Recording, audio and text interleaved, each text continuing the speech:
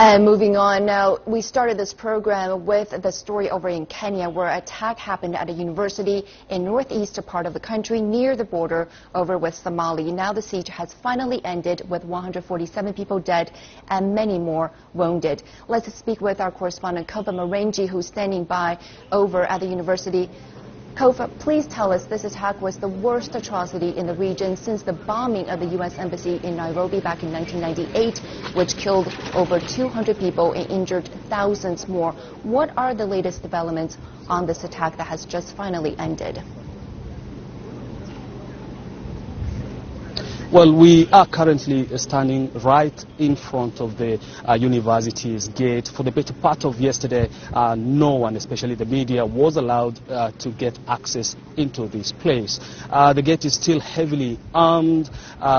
Members of the Kenya Defense Forces are still manning the whole compound. But we've seen quite some activities since morning, emergency vehicles just getting in and out of the compound itself. And we are told that they have been transporting bodies of the dead from here to the local airstrip where they will be airlifted to Nairobi so that family and friends would go and identify their relatives who died sadly in this tragedy.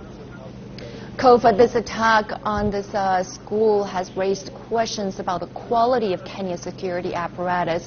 Concerning this is a very volatile region close to Somalia, why was there not more security put in place? What measures in the case of this will be the government putting in place to better ensure the safety of that region?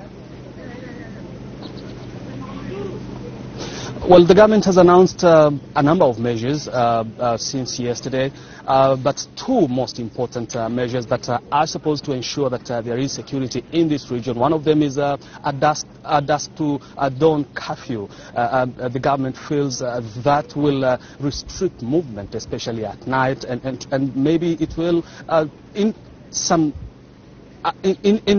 some instance, try to improve the security situation here, and not just here in the county of Garissa, but in neighboring counties also, Tana River, Wajir, and Mandera.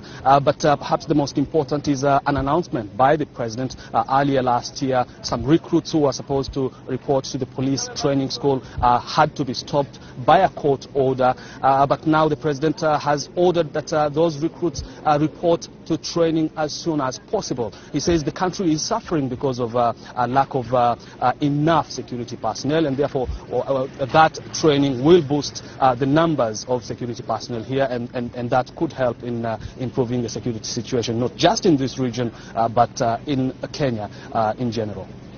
Thank you very much for your report. Our correspondent Kofa Marenji over in Garissa, Kenya.